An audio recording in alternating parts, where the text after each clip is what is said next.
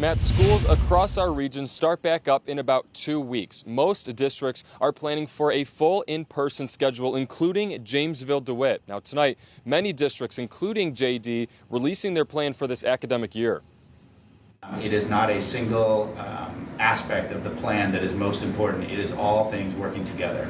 More Onondaga County school districts are starting to release their back-to-school plans as the first day of school gets closer and closer. The Jamesville DeWitt Board of Education meeting tonight to discuss what protocols will be in place this school year. We will reinstitute our required masks for all indoor activities and on buses. The district made their guidelines based off the recommendations from the county, CDC, and state education department. Masks will be required indoors and on buses, and they will have 3 feet between desks. The guidance is clear that we try to maintain physical distance as best as possible, but not to the detriment of having all students back in school full time. So the North Syracuse district will put both those protocols in place as well. Their reopening guidance laid out tonight talked about when kids won't be required to mask up, like in outdoor activities and settings. The same goes for Jamesville DeWitt students. The guidance suggests that masks are not necessary outdoors, and so on recess or in sports or when students are traveling outdoors, it's not necessary to wear a mask. Both districts are also going ahead with sports. Masks will be required for those happening indoors with breaks. Jamesville DeWitt is also planning for how to handle possible quarantines while continuing education. At that district, students in a quarantine will be helped with a tutor. Another part of the North Syracuse plan includes random voluntary saliva testing in school buildings to screen for COVID-19.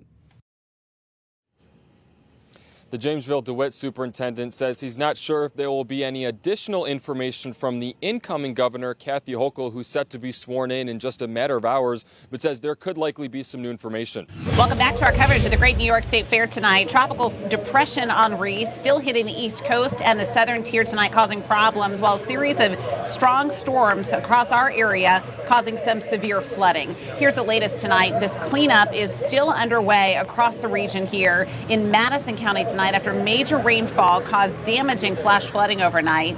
Abby Buttacavoli met neighbors in the town of Eaton with property on Bradley Brook Reservoir that didn't fare very well against the severe weather. It's this road, Westcott Road, that has sustained the most damage out of any other road in Madison County due to heavy rainfall Sunday night. Flash flooding prompted county leaders to call a state of emergency in many parts of southern Madison County. We got texts from our neighbors last night and came here early this morning. It was shocking. Benjamin Hill's shock from the site of his retaining wall demolished and torn apart by the effects of Tropical Storm Henri Sunday night. Hill's summer home on Westcott Road became the backdrop of heavy storm cleanup. County Administrator Mark Simone says the area saw more than 1.5 inches of rain in just a half-hour time period. Simone also says severe storms years ago prompted updates to drainage, but claims the state did not provide funding to fix it everywhere in Madison County. When we go to mitigate the damage, we're really going to push hard with the state to let us upgrade culverts, make them bigger, so when we have these high-level flows, we don't have problems.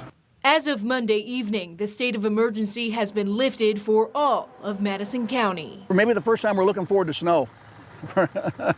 And Benjamin Hill, with his sideways retaining wall, is looking on the bright side.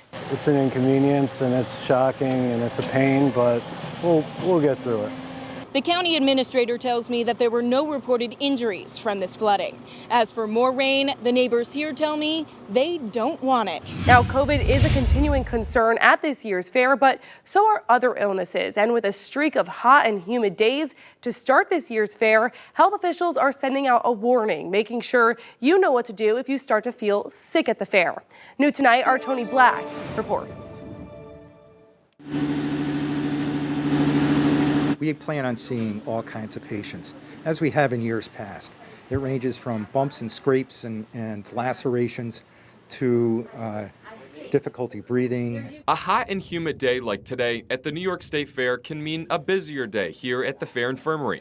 Manager Stan Gettle says the weather is a big factor in determining how many patients they could get. Some days they see upwards of 75. We've seen over the past few years, we average about 40 people a day. So what should you do if you start to feel sick at the fair? If it's something heat related, the manager says drink lots of water. And sit down in the shade, cool off that way. If you're looking for a quick way to cool off here at the fairgrounds, there's water misters spread throughout the area for you to use. If those efforts don't work, he says don't be afraid to ask for help. AMR is often seen driving around who can assist you. They're the ones that act as the EMS agency with fire and law enforcement here on the fairgrounds. And this year brings a new challenge for them. Patients can potentially have COVID-19. They treat the infirmary like a hospital, so staff are masked up. So we do have barriers between each bed here. And if a person comes suspected to have COVID, we will gown up, put them in our isolation room, evaluate them, treat them. They'll ask them to leave the fair and go get tested. He says it's experience that helps staff determine if it's potentially COVID or another illness. If not COVID, the goal is to get people back out to the fair if they can. If you feel sick before coming, he says consider sitting this one out. We want you healthy for the future state fairs.